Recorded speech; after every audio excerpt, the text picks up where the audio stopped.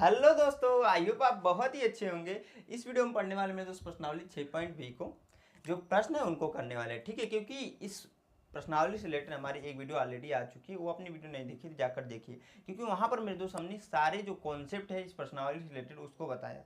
उसके बाद से मेरे दोस्त प्रश्नों को करेंगे तभी जाकर अच्छे से समझ में आएगा, तो इसलिए वो वीडियो देखना जरूरी है मेरे दोस्त। पहला प्रश्न क्या है मेरे दोस्त कि त्रिभुज ABC में रेखा DE आधार BC के समांतर है। DE जो है ये आपका आधार BC के समांतर है, ठीक है। तो आपका दिया हुआ है यहाँ पर AD संबंध है AB बराबर 1 संबंध 3 है। यदि AC बराबर 4 से है तो AE का मान ज्ञात करना है, ठीक है। मैं तो जो चीज़ें प्रश्न में दे रखा होता है, ज्यामिति को कभी भी ज्यामिति का जो प्रश्न है उसको सॉल्व करते वक्त जो प्रश्न में दे रखा था उसे सबसे पहले लिखते हैं। तो यहाँ पर दिया क्या है मेरे दोस्त उसको नोट करेंगे। दिया है आपका, ध्यान समझिएगा, दिया क्या क्या है उसको नोट कर लेंगे। अगर तो दिया हुआ है कि DE समांतर है BC के, यह पहला पॉइंट दे रखा है। दूसरा पॉइंट इसमें दे रखा है मेरे दोस्त कि AD संबंध है AB अनुपात 1 संबंध है 3, और AC बराबर दिया हुआ है मेरे दोस्त। AC बराबर क्या दे रखा है 4, और AE बराबर पूछ रहा है। अब देखिए मेरे दोस्त सिंपली क्या करेंगे, त्रिभुज ABC में देखेंगे, चूंकि दिया हुआ है यहाँ मेरे दोस्त कि DE समांतर है BC के, ठीक है। तो पिछली वीडियो में मैंने बताया था मेरे दोस्त, जब किसी त्रिभुज में एक भुजा के समांतर अन्य दो भुजाओं के भिन्न भिन्न बिंदुओं पर छेद करती हुई रेखा खींचे तो वह आपका प्रमेय 6.1 होता है। अब प्रमेय 6.1 में यह होता था कि जिसका नाम होता है आधारभूत, मैं लिख देता हूँ फिर से, आधारभूत समानुपातिकता प्रमेय से हम यह कह सकते हैं मेरे दोस्त, जब ऐसा कंडीशन होता है कि यह भुजा इस भुजा के समांतर रहे तो उस कंडीशंस के हिसाब से AD बटे AB के, ठीक है, यह भुजा बटे यह भुजा की लंबाई पूरी इक्वल होती है मेरे दोस्त AE बटे AC के। पहला यह होता है मेरे दोस्त। या फिर मेरे दोस्त इसी को दूसरा रूप लिखते हैं AD, क्या मेरे दोस्त, मैं यहाँ पर लिखता हूँ क्या, AD बटे BD, यानी कि मेरे दोस्त यह भुजा बटे यह भुजा का अनुपात इक्वल कर सकते हैं हम लोग AE बटे EC के। दोनों में से कोई भी आप कर सकते हैं मेरे दोस्त, तो इसका उपयोग होगा। क्यों? क्योंकि देखिए यहाँ पर क्या है कि आपका नहीं, इसका उपयोग होने वाला यहाँ पर, क्योंकि इसका नहीं होगा, इसका दोनों कर सकते हैं, ठीक है। जिसकी ज़रूरत होती है उसको हम लोग लिखते हैं। तो इस हिसाब से ध्यान से देखिए क्या हो जाएगा, जब यह कंडीशंस है आपका तो उसके हिसाब से मेरे दोस्त क्या होगा कि आपका यह भुजा बट्टे यह भुजा का अनुपात इक्वल होगा यह भुजा बट्टे यह भुजा की। हमें बतानी किसकी वैल्यू है, तो इसकी वैल्यू बतानी है, इसकी वैल्यू, ठीक है। तो यहाँ पर नोट करेंगे AD, ठीक है मेरे दोस्त, AD by AB equal to क्या मेरे दोस्त, इक्वल टू AE बटे AC के, ठीक है। वैल्यू लेकर रख दीजिए मेरे दोस्त। तो AD बाई AB बराबर यहाँ पर दे रखा है 1 संबंध 3 ही। इसका मतलब यही होता है मेरे दोस्त, सिंपली इसको हम ऐसे भी लिख सकते हैं कि AD बटे AB, ठीक है, बराबर 1/3। वही चीज़ यहाँ पर है, लाकर रख दीजिए 1/3 बराबर AE की वैल्यू ज्ञात करनी है हमें। AC की वैल्यू दे रखा है 4, इसका इसमें गुणा कराइए तो 4 बटे आ जाएगा 3 बराबर AE आएगा। पलट कर लिख दीजिए AE बराबर 4/3। बस यही तो सॉल्व करना था मेरे दोस्त, हमने सॉल्व कर दिया। समझ में आया? आसान प्रश्न था। अगर आपने पहली वीडियो जो है पर्सनली 6.20 के लिए जो थी मेरी, वह देख कर आएंगे, बहुत आसानी से कर लेंगे, ठीक है। तो मैं इसको मिटाकर जो हमारा अगला प्रश्न है उसको नोट करके बताता हूँ मेरे दोस्त। आई होप आप लोग के प्रश्न समझ में आया। समझ में प्लीज़ इस वीडियो को लाइक साथ दोस्तों के साथ शेयर कर दीजिएगा, ठीक है। तो मैं इसको मिटाता हूँ, अगले प्रश्न को नोट करके मेरे दोस्त बताता हूँ। हाँ दोस्तों, जो हमारा अगला प्रश्न हमने यहाँ पर नोट कर दिया है, ये भी बहुत ही अच्छा प्रश्न है। ध्यान से देखिए क्या कह रहा है। चित्र में AD, ठीक है, यह आपका AD है, कोण ABC को समद्विभाजक है। समद्विभाजक का मतलब यह होता है मेरे दोस्त, जो यहाँ पर कोण दोनों बन रहा है ना, दोनों एक दूसरे के बराबर होंगे। इसको मान ले रहा हूँ मैं 1, इसको मान ले रहा हूँ 2, ठीक है। आगे बोल रहा है तथा AB बराबर 6 सेंटीमीटर, इसकी लंबाई दे रहा है 6 सेंटीमीटर। यहाँ पर AC की लंबाई 5 सेंटीमीटर और BD की लंबाई 3 सेंटीमीटर। आपसे पूछ रहा है DC का मान, यानी कि यहाँ से यहाँ तक की वैल्यू को बताना है मेरे दोस्तों। कैसे ज्ञात करेंगे, ध्यान समझिएगा। सबसे पहले कभी भी ज्यामिति जो होता है उसको सोल्व करते वक्त क्योंकि प्रश्न जब आएगा तो यहाँ पर प्रश्न ऐसे दे देगा, उसको क्या करना है, जब नोटबुक में लिखना है या फिर कॉपी पे लिखना है मेरे दोस्तों, कैसे लिखना है ध्यान समझिए। जो जो चीज़ें दे रखा है उसको पहले लिखिए, ठीक है। कैसे, तो यहाँ पर नोट कर दीजिए, दिया है, क्या क्या दिया है मेरे दोस्त, दिया है ठीक है, कि कोड बी ए सी, ठीक है, रुक जाइए एक मिनट, ए डी यहाँ पर ऐसे लिखिए, ए डी कोड बी ए सी की का या की बात एक ही है, समद्विभाजक, क्या मेरे दोस्त, समद्विभाजक है, ठीक है। अतः इसके हिसाब से क्या हो जाएगा, मैंने एंगल कोण मान दिया है तो एंगल 1 बराबर हो जाएगा एंगल 2, ठीक है। एक चीज़ ये दे रखा है, साथ में दिया हुआ है मेरे दोस्त A B equal to 6 centimetre, मैं इसको इधर से लिखता हूँ, ए बी इक्वल टू मेरे दोस्त क्या दे रखा है 6 सेंटीमीटर, और ए सी इक्वल टू दे रखा है मेरे दोस्त 5 सेंटीमीटर, और बी डी इक्वल टू दे रखा है आपका 3 सेंटीमीटर, ठीक है। यह तीनों चीज़ें दे रखा है, तो डी सी का मान ज्ञात करने के लिए बोल रहा है। तो उसके लिए मेरे दोस्त सिंपली आप देखिए ध्यान से, यहाँ पर वैसे करोगे तो कभी होगा नहीं, ठीक है। तो इसके लिए इसमें क्या करना पड़ेगा, रचना करना पड़ेगा। रचना करना इंपॉर्टेंट रहेगा मेरे दोस्त, बिना रचना किए हुए, बिना रचना को लाए हुए मेरे दोस्त यहाँ पर यह नहीं होने वाला है, ठीक है। इसको मैं क्या करता हूँ, रचना करता हूँ, रचना को लेकर आते हैं हम लोग ढूंढ कर कहीं से, ठीक है। किसको, रचना को ढूंढ कर लेकर आएंगे, और यहाँ से क्या करेंगे मेरे दोस्त, ए डी के समांतर, ए डी के समांतर कर ले मेरे दोस्त, या फिर पैरेलल एक ऐसी रेखा यहाँ पर खींच दे रहे हैं मेरे दोस्त, जो बिंदु सी से जा रही है, किससे, तो बिंदु सी से, ठीक है, एकदम सीधी होनी चाहिए, इसके समांतर होनी चाहिए, और बी से जो एक ही रेखा है इसको आगे बढ़ाते हुए ऐसे हम ले जा रहे हैं, तो कहीं ना कहीं किसी पॉइंट पर मिलेगा, जिसका नाम दे दे रहे हैं हम लोग क्या, ई, ठीक है। तो मैंने लिखा है ए डी के समांतर, ए डी के समांतर बिंदु सी से एक, क्या मेरे दोस्त, एक रेखा खींचा, एक रेखा खींचा, जो क्या है मेरे दोस्त, कि जो आपका रेखा खींचा, और जब बिंदु ए से मिलाया, बिंदु ए से मिलाया, तो हमें ई प्राप्त हुआ। क्या प्राप्त हुआ मेरे दोस्त, ई प्राप्त हुआ, ठीक है। अब मैंने यहाँ पर बोला है ए डी के समांतर बिंदु सी से एक रेखा खींचा, जो बिंदु ए से जब बिंदु ए से मिलाया, तो हमें प्राप्त हुआ क्या, बिंदु ई प्राप्त हो गया, ठीक है। इस कंडीशन के हिसाब से मेरे दोस्त यहाँ पर लिख सकते हैं हम लोग, क्या, ध्यान समझिएगा मेरे दोस्त, कि ए डी क्या होगा मेरे दोस्त, थोड़ा सा मार्कर हमारा नहीं चल रहा है, हाँ, ए डी समांतर हो जाएगा यह रेखा सी के, ठीक है। इसको आपको करना है, मान सकते हैं मेरे दोस्त, और एक रेखा के समांतर एक और रेखा खींचना कोई बड़ी बात नहीं है, आपको पता होगा, ठीक है। अब देखिए मेरे दोस्त, हम क्या करने वाले हैं ना, यहाँ पर चूंकि यहाँ पर ध्यान समझिएगा, चूंकि ए डी समांतर है किसके, सी के, ठीक है। अतः आधारभूत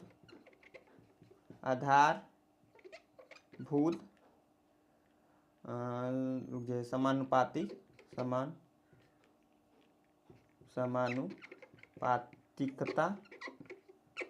प्रमेय से, ठीक है। क्या हो जाएगा मेरे दोस्त, ध्यान समझिएगा, मैंने कहा भैया यह रेखा इस रेखा के अगर समांतर है तो आधारभूत समानुपातिक प्रमेय लग जाएगा, इनकी प्रमेय 6.1 लग जाएगा मेरे दोस्त, ठीक है। 6.1 जैसे ही लगेगा यहाँ पर, तो आपको दिख रहा होगा, अगर इस रेखा को हम मिटा दें मेरे दोस्त, और आपको ऐसे ही अगर देखेंगे, ध्यान समझिएगा, और यहाँ पर ऐसे देखेंगे, तो यहाँ पर अगर मैं अलग से बना दे रहा हूँ छोटा सा, ठीक है, यह ऐसे है, ऐसे था पहले, फिर बिंदु ई हमने ऐसे ला दिया, ठीक है। यह सी हो जाएगा आपका, मान लीजिए ए ही है, ये आपका ए है, ये आपका डी है, और आपका ये बी है, ठीक है। इस वाली रेखा को अब हमने नहीं बनाया अभी के लिए।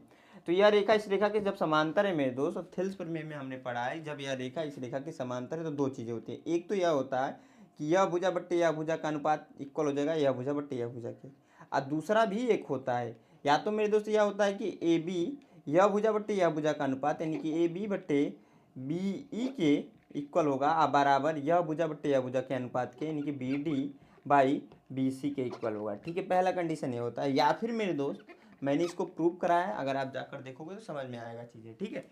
या फिर मेरे दोस्त को लिखते हैं क्या हम लोग, ए बी यानी कि यह भुजा बट्टे यह भुजा का अनुपात बट्टे ए ई, ठीक है, बराबर B D by B C, ठीक है। तो दोनों कंडीशंस होता है मेरे दोस्त, हम दूसरा वाला कंडीशन यहाँ पर लगाएंगे कि उसकी ज़रूरत है। तो जब लगाएंगे मेरे दोस्तों ध्यान देखिए क्या हो जाएगा, ए बी बट्टे ए ई बराबर बी डी बट्टे बी सी। इतना समझ में आया। अब देखिए आगे बढ़ेंगे मेरे दोस्त, ध्यान समझिए हमने यहाँ पर क्या लाया है। यहाँ पर आप लोग को आयु समझ में आया होगा कि आपका ए बी बट्टे ए ई आया है और आपका आया है बी डी बट्टे, यहाँ पर बी सी नहीं होगा सॉरी, जब यह बट्टे यह ले रहे हैं ना तो यह बट्टे यह लेंगे, सी डी रहेगा, थोड़ा सा मिस्टेक हुआ था, ठीक है। तो यह बट्टे यह, यहाँ पर देखोगे मेरे दोस्त हमें निकालना है किसकी वैल्यू निकालना है मेरे दोस्त, तो डी सी का लें या फिर सी डी का लें, बात एक ही है मेरे दोस्त, इसकी वैल्यू निकालनी है।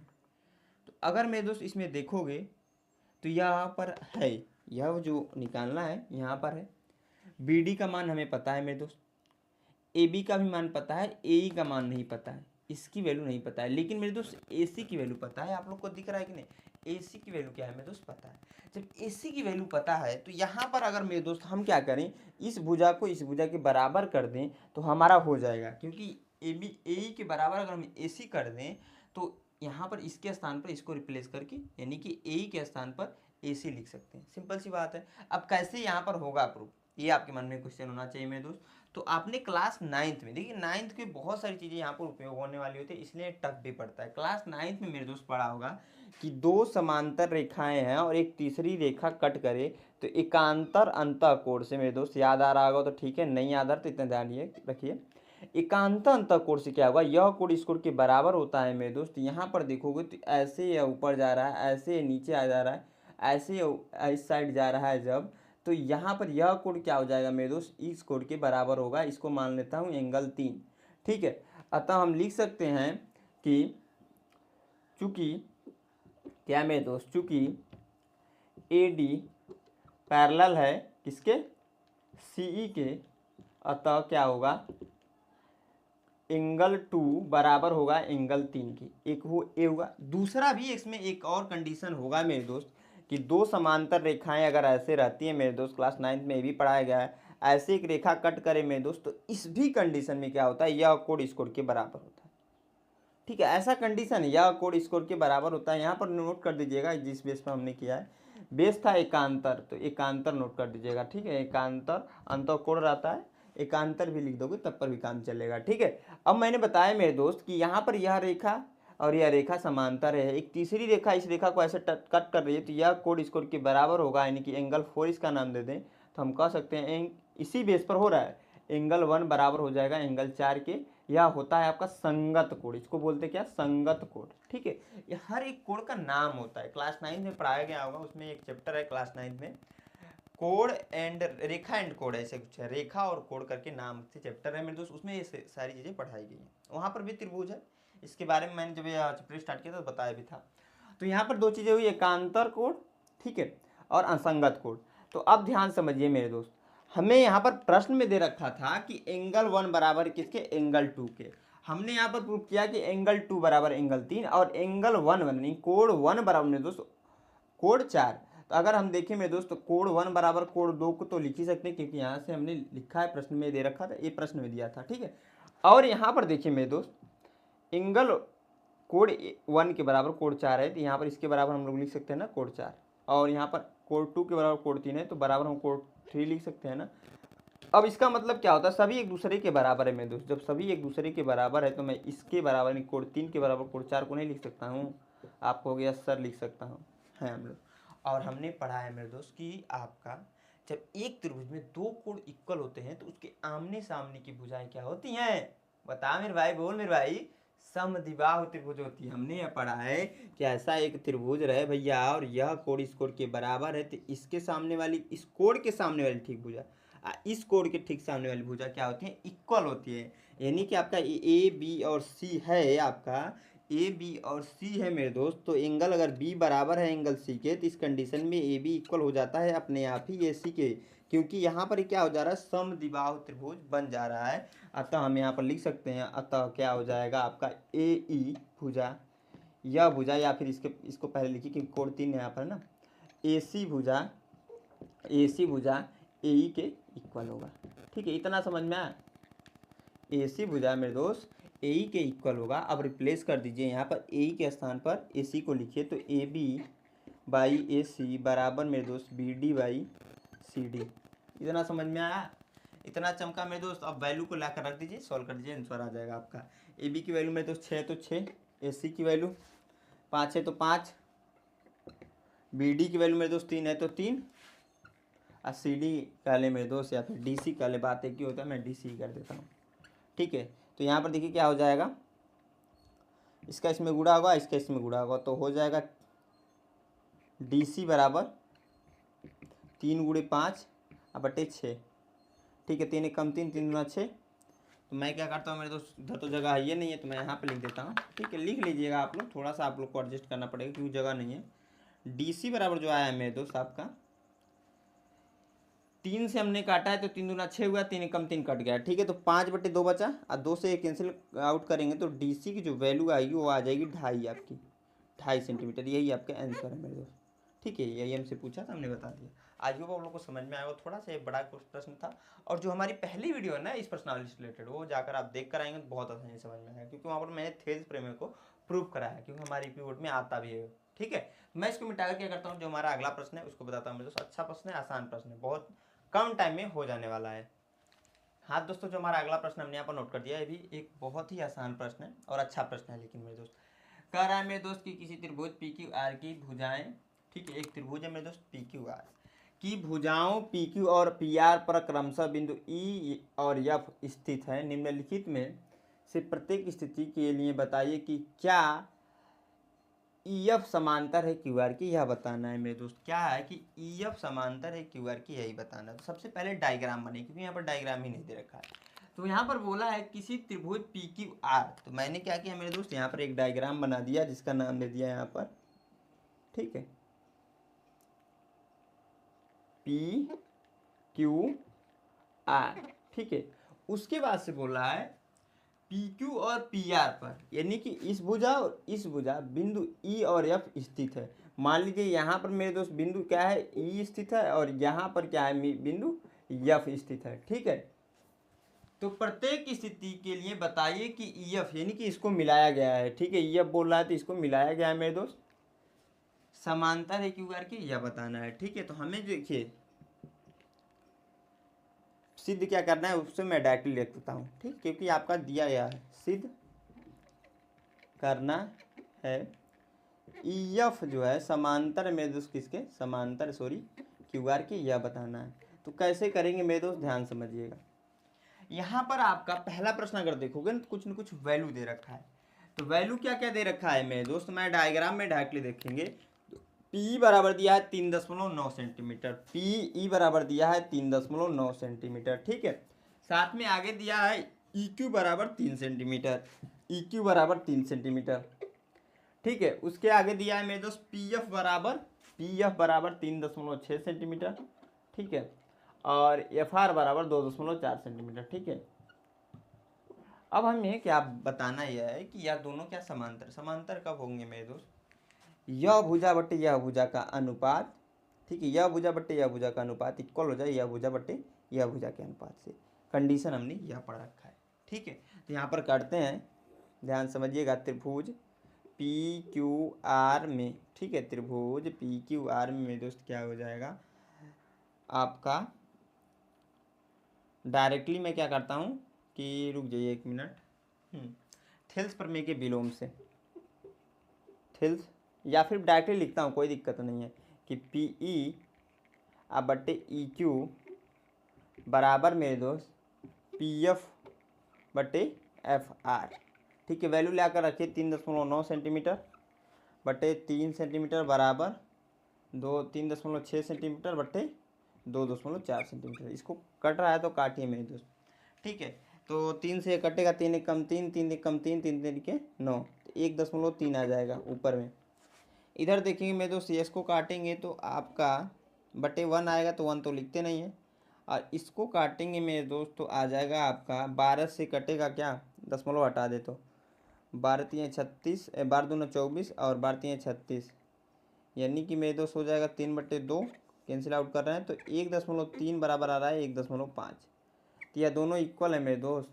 आप कहोगे नहीं सर इक्वल है, क्योंकि संगत भुजाओं का जो अनुपात है ना वो बराबर होता है। ठीक है, तो यहाँ पर बराबर नहीं आ रहा है, यानी कि पहला कंडीशन में देखा जाए तो आपका जो ये स्थिति दे रखा है यहाँ पर ये क्या होगा, इन दोनों रेखाओं के समांतर नहीं होगा। ठीक है, क्या मेरे दोस्त, इन दोनों रेखाओं के समांतर नहीं होगा। दूसरा देखेंगे, अगर पहला छोड़िए दूसरा देखिए। ठीक है, दूसरा देखेंगे मेरे दोस्त यहाँ पर, तो क्या है आपका पी, अब मिटाकर मैं फिर से लिखता हूँ। ठीक है, यहीं पर इसी डायग्राम में आप लोग नोट कर लीजिएगा वीडियो रोक कर। ठीक है, तो पी बराबर दिया है मेरे दोस्त, क्या पी बराबर दिया है 4 सेंटीमीटर, और क्यू ई बराबर दिया है 4.5 सेंटीमीटर। ठीक है, और पी एफ बराबर क्या दिया है मेरे दोस्त 8 सेंटीमीटर, और एफ आर बराबर 9 सेंटीमीटर। ठीक है, यह दे रखा है। इसको सॉल्व करेंगे मेरे दोस्त, इसके संगत भुजाओं का अनुपात लेंगे, तो ध्यान से देखिए, डायरेक्टली मैं करता हूँ। पी ई बटे ई क्यू बराबर है मेरे दोस्त पी एफ बटे एफ आर के। तो उस कंडीशन में देखिए गए 4/4.5 यहाँ पर हो जाएगा, वहाँ पर 8/9 हो जाएगा। 4 एकम 4, 4 दूना, सॉरी 1 मिनट रुक जाइए, थोड़ा सा मिस्टेक हो रहा है। ठीक है, अब इसको रहने दीजिए, सही है, इसको रहने दीजिए भैया। 4/4.5, अगर दोनों साइड इक्वल तो हो जाएगा ना, 2 से काटेंगे 4 बार में कैंसिल, और 2 से इसको काटेंगे तो 4.5 यहाँ पर भी आ जाएगा। यानी कि 4 बट्टे आपका जो आ जाएगा 4/4.5 बराबर 4/4.5। अतः हम कह सकते हैं, अतः पी ई बट्टे ई क्यू बराबर है पी एफ बट्टे एफ आर की। ठीक है, इतना समझ में आया। तो यहाँ पर लिख लीजिएगा आप लोग, मैं डायरेक्टली देखता हूँ, थिल्स प्रमेय के विलोम से, थिल्स प्रमेय विलोम से क्या हो जाएगा। ठीक है, जब यह कंडीशन ना सेटिस्फाई कर रहा है कि यह भुजा बट्टे यह भुजा का अनुपात इक्वल है यह भुजा बट्टे यह भुजा के, तो उस कंडीशन में यह भुजा इस भुजा के समांतर होती है, यानी कि ई एफ समांतर हो जाएगा मेरे दोस्त क्यू आर के। ठीक है, नीचे नहीं दिख रहा है तो समझिएगा ई एफ समांतर है क्यू आर के, हमने इतना लिखा है। तो दूसरे में आपका है, पहले में नहीं है, इतना याद रखिएगा। तीसरा मेरे दोस्त अब जो आपको बच रहा है वो आपको खुद से करना है। ठीक है, एक प्रश्न मैं छोड़ देता हूँ, आप लोग होमवर्क के तौर पर इसे कर लीजिएगा मेरे दोस्त। मैं इसको मिटाकर जो हमारा चौथा प्रश्न है उसको बताता हूँ। अच्छा प्रश्न भी ध्यान से देखेंगे मेरे दोस्त, जरूर समझ में आएगा। हाँ दोस्तों, जो हमारा अगला प्रश्न हमने यहाँ पर नोट कर दिया, बहुत ही अच्छा प्रश्न है। देखिए, कह रहा है कि दी हुई आकृति में यदि एल एम समांतर है सी बी के, यानी कि मेरे दोस्त एल एम यानी कि यह रेखा इस रेखा के समांतर है सी बी के, तो यह इसके समांतर, एल एन समांतर सी डी के, यह रेखा इस रेखा के समांतर है। तो सिद्ध कीजिए कि A M by A B बराबर है A N by A D के, या फिर इसको प्रूव कीजिए या फिर इसको। बात एक ही है मेरे दोस्त, बहुत आसानी से दोनों कंडीशनों में अगर प्रूव करोगे तो आप एक भी प्रूव कर दे तो आपका हो जाएगा, और आसान भी है। बस आपको मेरे दोस्त समझने की ज़रूरत है कैसे इसको सोल्व करते हैं। और यह प्रश्न मेरे दोस्त पिछले साल आ भी चुका है। ठीक है, हमारे बोर्ड एग्जाम में, इसलिए मेरे दोस्त ध्यान से देखिएगा। देखिए, यहाँ पर आपका दिया हुआ है, जो दिया है उसको नोट कर लीजिए। दिया है क्या क्या, कि एल एम समांतर किसके, सी बी के, और एल एन समांतर है सी डी के। सिद्ध क्या करना है मेरे दोस्त, तो सिद्ध आपका दिख रहा होगा, सिद्ध करना है आपका ए एम बटे ए बी बराबर ए एन बटे ए डी, या फिर मेरे दोस्त ए एम बटे बी एम बराबर ए एन बटे डी एन की।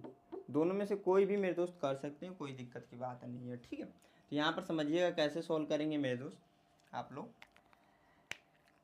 ध्यान से देखिएगा। ठीक, क्या करेंगे ना, एक बार त्रिभुज ए सी बी को ले लेंगे, यानी कि त्रिभुज ए बी सी।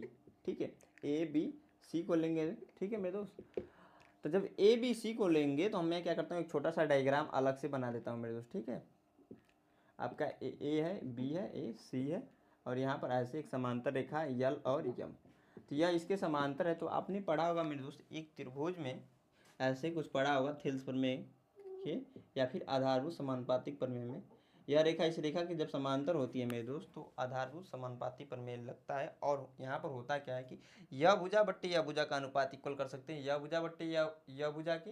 ठीक है, या फिर यह भुजा बट्टे यह भुजा का अनुपात इक्वल कर सकते हैं यह भुजा बट्टे यह भुजा के। किसी एक को भी करेंगे तो हमारा प्रूफ हो जाएगा। तो मैं पहले वाला ही कर रहा हूँ, यानी कि मेरे दोस्त यहाँ पर चूंकि हम यहाँ पर ऐसे नोट कर सकते हैं कि ए यम यल समांतर है बी सी के, अतः मेरे दोस्त क्या हो जाएगा, अतः ए यम यह भुजा बट्टे पूरी भुजा का अनुपात ए बी बराबर ए यल बटे पूरी भुजा का अनुपात इक्वल होगा ए सी के। ठीक है, इतना समझ में, समीकरण नंबर इसे 1 मानिए, रहने दीजिए अभी के लिए। आगे बढ़ेंगे मेरे दोस्त। अब देखिए यहाँ पर हम लोग क्या करने वाले हैं, जो दूसरा त्रिभुज है उसके नीचे उसको देखेंगे ए डी सी में, तो त्रिभुज ए सी डी में लिख ले रहा हूँ, ठीक है। तो यहाँ पर देखोगे मेरे दोस्त, तो मैं इसको भी डायग्राम के थ्रू बनाऊँ तो ध्यान समझिएगा आप लोग। यह हो जा रहा है आपका ऐसे है कुछ, और आपका ए है, ये आपका सी है, ये आपका डी है, ये आपका एन है, ये आपका यल है, ठीक है। यह इसके अगर समांतर है तो इस कंडीशन में क्या होता है मेरे दोस्त, सेम यही चीज़ें लगेगी। और यहाँ पर एक चीज़ है कि छूट गया, लिख लीजिएगा आप लोग, आधारभूत समानुपातिक प्रमेय, ठीक है। इसको लिखना जरूरी होता है मेरे दोस्त, तो लिख लीजिएगा आप लोग। तो यहाँ पर क्या हो जाएगा, सेम वही चीज़ें जो यहाँ पर हो रहा है, चूंकि कि यलियन समांतर है सी डी के, अतः आधारभूत समानुपातिक प्रमेय से हम यह कह सकते हैं कि ए एन पहले लिखता हूँ, ठीक है, ए एन बट्टे ए डी, यह भुजा बट्टे पूरी भुजा का अनुपात ए डी के बराबर ए एल बट्टे ए सी की। क्या मेरे दोस्त, ए एल बट्टे ए सी की। कैसे हो रहा है मेरे दोस्त, मैंने बता दिया है, ठीक है। समीकरण नंबर 2 क्या हो गया। अब देखिए समीकरण 1 व 2 से हम आराम से ये चीज़ें बोल सकते हैं कि यहाँ पर क्या हो रहा है कि राइट हैंड साइड वाला इक्वल हो गया। क्या हुआ मेरे दोस्त कि राइट हैंड साइड वाला इक्वल होगा, क्योंकि आपको देखोगे तो ए एल बट्टे ए सी यहाँ पर भी है, ए एल बट्टे ए सी यहाँ पर भी है। जब राइट हैंड साइड वाला इक्वल मेरे दोस्त, तो लेफ्ट हैंड साइड भी इक्वल हो जाएगा। तो यहाँ पर नोट कर देंगे समीकरण 1 व 2 से मेरे दोस्त क्या हो जाएगा, ध्यान से समझिए, ए एम बटे ए बी बराबर मेरे दोस्त ए एन बटे ए डी, ठीक है। ये कंप्लीट हो गया आपका, क्योंकि हमें यही बताना था, ए एम बटे ए बी बराबर ए एन बटे ए डी, जो कि हमने निकाल दिया। आई होप आप लोग के समझ में आया। थोड़ा सा देखिए यहाँ पर क्या था कि कॉम्प्लिकेटेड था लेकिन टफ नहीं था। इससे अभी टफ प्रश्न करने हैं, अच्छे प्रश्न करने हैं मेरे दोस्त। मैं इसको मिटाता हूँ। एक चीज़ और ध्यान रखिए मेरे दोस्त, यह जो प्रश्न है ना आपका, यह बोर्ड एग्जाम में आ रखा है, तो इसलिए मेरे दोस्त इसको अच्छे से देख भी लीजिएगा। अब देखिए मेरे दोस्त, इसमें जो अगला 5वां प्रश्न है हमारा, वह आपका दूसरे प्रश्न के अनुसार ही है। अगर आपने दूसरा किया होगा मेरे दोस्त, तो 5वां आसानी से कर सकते हैं, क्योंकि मैंने दूसरा इस वीडियो में बताया है, ठीक है। तो इसी के साथ मैं इस वीडियो का एंड करूंगा मेरे दोस्त। नेक्स्ट वीडियो में जो बचे हुए क्वेश्चन है उनको करने वाले हैं हम लोग। तो आई होप मेरे दोस्त ये वीडियो पसंद आई हो। आप लोग को पसंद आए प्लीज़ इस वीडियो को लाइक साथ दोस्तों के साथ शेयर कर दीजिएगा। और हमारे चैनल पर पहली बार विजिट किया मेरे दोस्त, अभी तक सब्सक्राइब नहीं किया है, तो हमारे चैनल को सब्सक्राइब जरूर कर दीजिएगा। यहाँ तक वीडियो को वॉच करने के लिए मेरे दोस्त, मेरे तरफ से आप सभी को धन्यवाद।